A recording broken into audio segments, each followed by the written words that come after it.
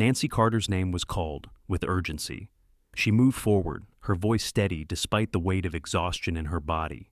Dr. Harris turned toward her, tense, his eyes sharp. Trauma 1, male, mid-40s, massive internal bleeding, blood type AB, negative. We've got nothing in the bank. I'm AB negative, Nancy answered without hesitation. You just pulled a 36-hour shift. You can barely stand. He might not live to see morning, she replied firmly.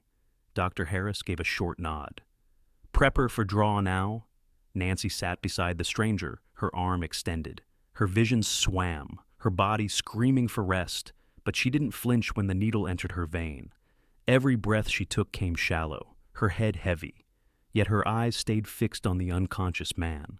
She studied the strong jaw, the faint scar beneath his chin, and the calm that clung to him even in this fight for life. You holding up? Dr. Harris asked quietly. I'm okay, Nancy whispered, though every nerve in her body felt weak. She steadied herself with her hand against the edge of the bed, refusing to look away. Minutes dragged like hours. The flow of her blood slowed, and at last the nurse stepped in.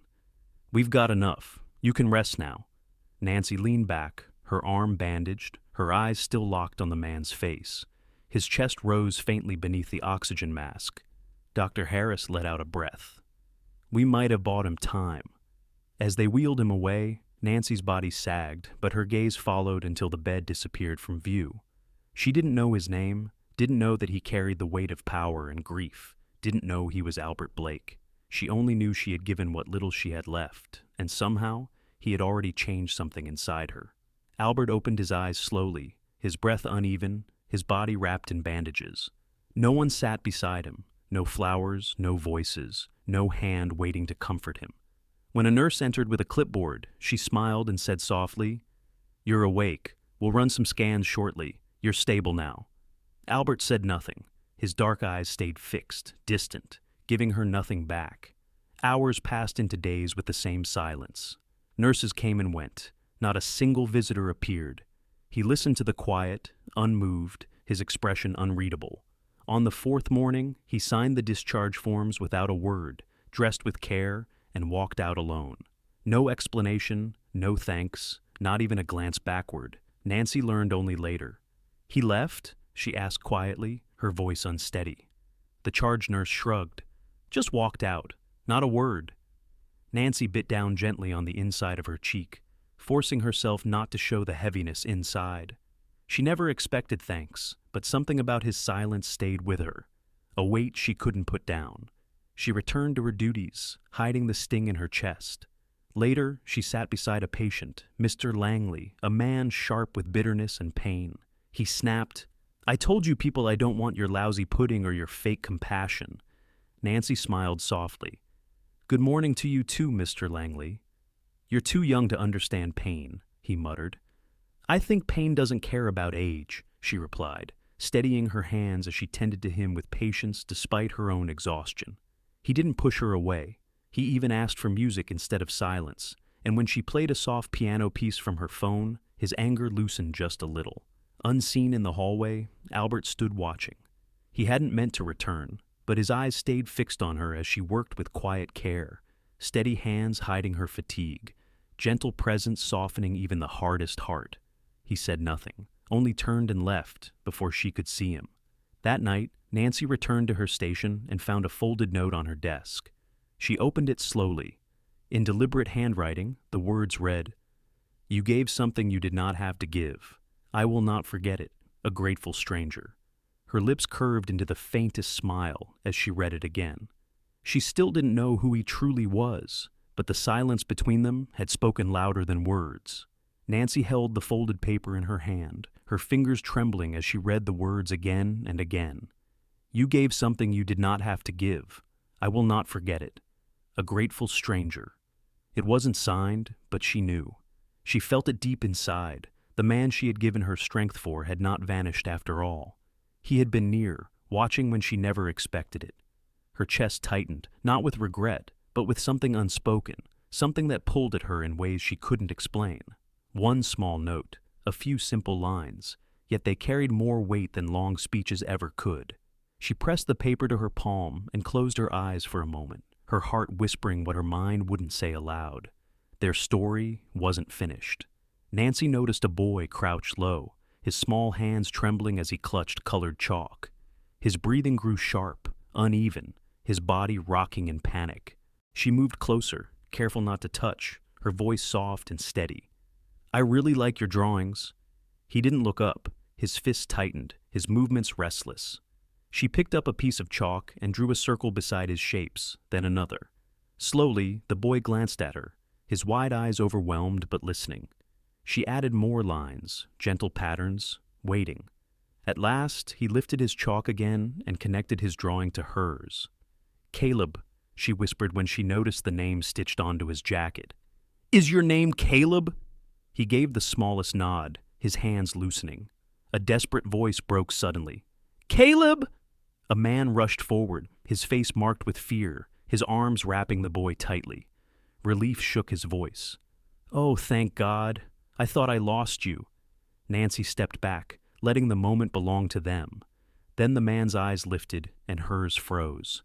It was him, the man she had saved. Albert Blake held his son close, his breath heavy. He looked at Nancy, and for the first time their eyes locked. She didn't speak. She didn't ask why he had walked away from the hospital without a word. She only smiled softly and knelt near Caleb again. "He's all right, just overwhelmed.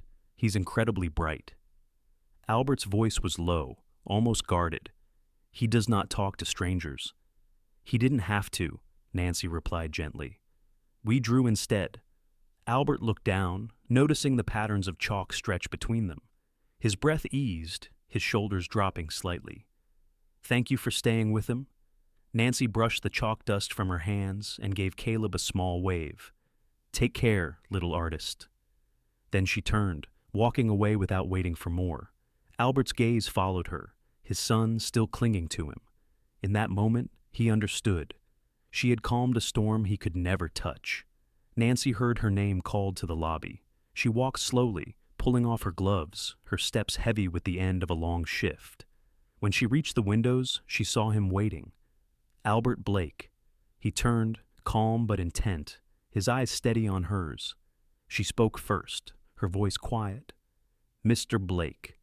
"Please call me Albert," he replied, his tone measured but warmer than before. "What brings you here?" she asked carefully.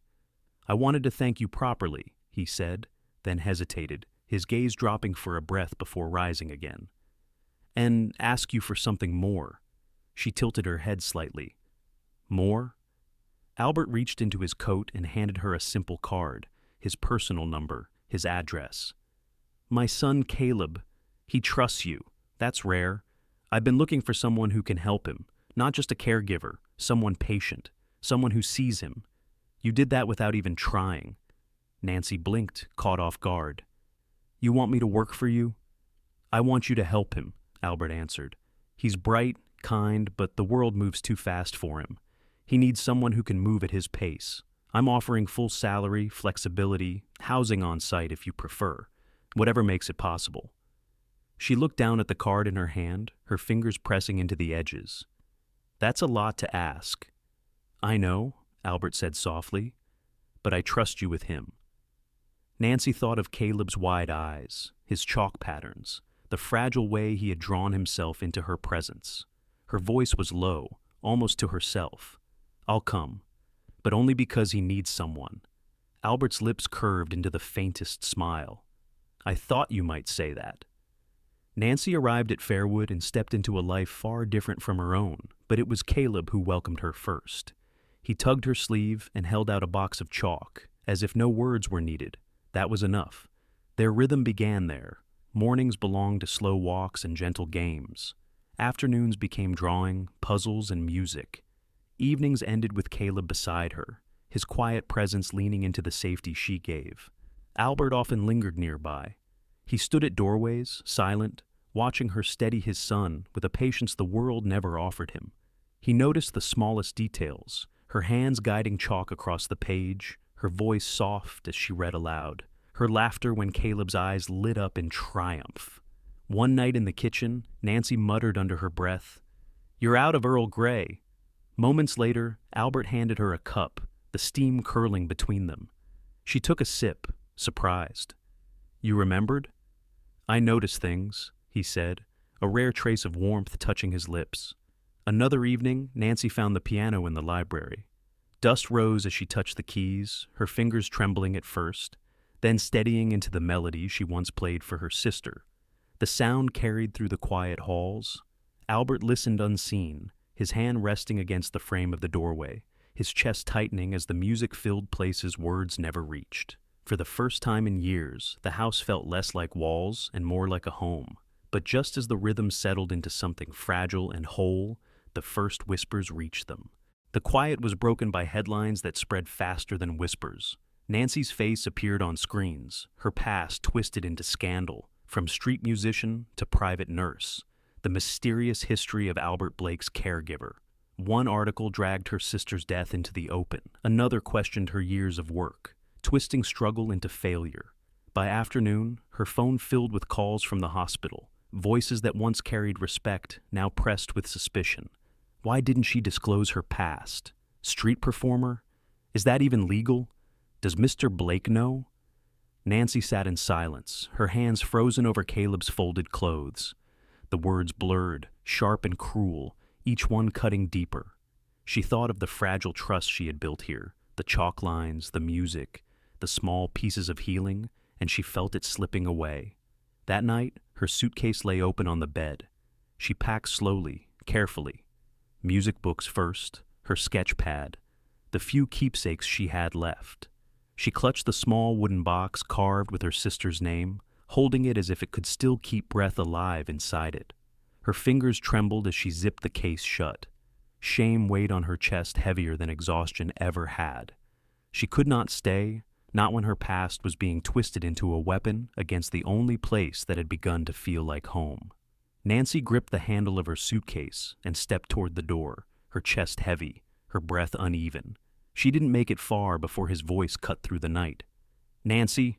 She froze, the sound stopping her in her tracks. Albert stood there, rain running down his face, his eyes locked on hers. "You were going to leave without saying goodbye?" Her lips trembled. "It's all over the news, Albert. I didn't want Caleb dragged into it." "I don't care about the news," he said, his voice breaking with force. "I care about the truth." Nancy shook her head, her words faltering but steady with pain. "The truth is, we were poor. I played on sidewalks to put us both through school. One night after a performance, a drunk driver," her voice caught. "I was 15 feet away. I heard the crash. I couldn't reach her in time. That's why I stopped playing. Every note reminded me of her." Albert stepped closer, rain soaking them both, his voice raw. "Do you think I care what the world says about me? I've been called worse than reckless for hiring a nurse with a heart." Nancy's fingers tightened on the suitcase. "You don't understand. You and Caleb. This place, it gave me peace. But if I stay, people will come after you. After him." He moved closer still, his words sharp with desperation. "I let someone walk away once, Caleb's mother. She couldn't handle who I was, and she left. I didn't stop her. But this time, I won't make that mistake again." Tears blurred Nancy's vision. She pressed the suitcase into his hands, her voice trembling. "I need time." Albert held the case tightly, his shoulders rigid, his chest rising unsteadily. He didn't argue, only nodded once, the weight of her words cutting deeper than the storm around them. In the city boardroom, executives waited with restless voices. For the first time in years, Albert's chair sat empty. "Where the hell is he?" one muttered. "The market is slipping and he's nowhere." But Albert was already gone. Across town, Nancy sat before a worn piano, backstage at a small benefit concert. Her hands trembled over the keys, her sister's bracelet resting against her wrist. She whispered under her breath, "This is for you, Lily," before stepping out into the quiet of the crowd. Her fingers pressed the first note, soft and unsure, then steadier, flowing into the melody she thought she had buried forever. Each chord carried memory, sorrow, and something stronger, hope. The audience fell into silence, every heart held by her sound. At the very back, Albert stood unseen, his eyes fixed on her. He had left behind the skyline, the power, the endless meetings, and now he listened to music that stripped him bare. His chest tightened, his vision blurred, but he didn't look away. This was what mattered. Afterward, Nancy sat on the edge of the stage, her fingers still tingling, her breath unsteady. When she looked up, she saw him across the room. Albert did not move at first. He only waited, as if unsure whether he had the right to step into her light again. She rose slowly, meeting him halfway. Her voice was gentle, almost a question. "You weren't at the press conference." "No," he said simply. "I was here. Your board won't like that. They've survived worse." He paused, his words unsteady but certain. "I had a speech prepared, something polished. But I watched you play, and I realized I don't want to live in a world that tells you not to be who you are." Her breath caught, her heart pressing hard against her chest. For Albert, the choice was made, career or love, and he had chosen her. Nancy stood before the mirror, her hands smoothing the fabric of her dress, her sister's bracelet glinting softly on her wrist. Her chest rose and fell in uneven breaths as she whispered to herself, then stepped onto the stage. The hall fell silent as she sat at the piano. Her fingers touched the keys, trembling at first, then steadying into the melody that had once belonged to her sister. Each note rose and fell like memory returning to life, sorrow and healing entwined. She held the final chord until the room itself seemed to breathe with her, then let it fade into silence. The applause came, but she barely heard it. Her eyes lifted and froze. Albert stood in the aisle, Caleb by his side. Caleb's small hand gripped his father's, and in the other, he carried something delicate. He walked slowly toward her, each step careful, the crowd holding its breath. When he reached her, he opened his palm to reveal a simple ring, silver with a sapphire glinting faintly. Nancy's tears rose instantly. She looked up at Albert, her lips parting. But before she could speak, Caleb whispered softly, his first words breaking through. "Blue like the chalk." Nancy bent down, her heart flooding as she cupped his face. "Did you help him choose this?" Caleb nodded, his eyes shining. She stood, her voice breaking into a whisper. "Yes." The room erupted, but for them, there was only silence, only tears, only the quiet truth that a family had just been born. Caleb pressed himself into her waist, his arms clinging tight. In the smallest trembling voice, he whispered again, words that stole her breath. "I love you." Nancy's tears spilled freely as she pulled him close. "I love you too," she whispered, her heart breaking open in the most beautiful way. Albert stood beside them, his hand resting gently on their shoulders, his eyes unspoken but certain. They were no longer three separate souls. They were one. A year passed, and Nancy's life no longer belonged to long hospital shifts or hidden scars. She opened her own school of music, a place where every child was welcome. Her hands guided small fingers across keys, her voice encouraged soft notes into songs, and her heart poured itself into every smile she saw. Children who had once been silent now found ways to speak through sound, through rhythm, through expression. Albert no longer wore the weight of boardrooms and headlines. He had walked away from the title of CEO and poured himself into causes that mattered, families in need, children without voices, communities searching for hope. His laughter grew deeper, his voice lighter, his presence no longer defined by power, but by purpose. Caleb blossomed, no longer locked inside silence. He showed other children how to turn chalk into music, how to let their hands say what words could not. He smiled more easily, guided others gently, his heart open in ways Albert once thought impossible. At home, evenings belonged to music and laughter. Nancy played the piano, while Albert leaned against the couch, Caleb sketching beside him. Sometimes their voices joined together in uneven songs, sometimes only in quiet humming, but always in harmony. Their lives had shifted from struggle into something softer, a rhythm they built together, love, trust, and the courage to begin again. Nancy's fingers moved lightly across the piano, each note flowing into the next. Albert leaned back with a playful sigh. "Careful. If you don't stop me, I might start singing." Caleb burst into laughter, shaking his head, his sketchbook sliding from his lap. Nancy smiled, her music carrying their voices, their joy, their peace. For a moment, it felt as though nothing could touch them. Then came the sound, a knock, sharp, deliberate. It cut through the melody and stilled the room. Nancy's hands froze on the keys. Albert straightened, his eyes narrowing. Caleb's laughter faded into silence. The music was gone. The warmth was broken. The knock came again, and the story ended there, on the edge of uncertainty. Someone waiting beyond the door, a presence that could change everything. If this story touched your heart, don't forget to like, share, and subscribe to Soul Stirring Stories. Stay with us, because the next story may hold an even greater twist. Tell me in comments which story you need next.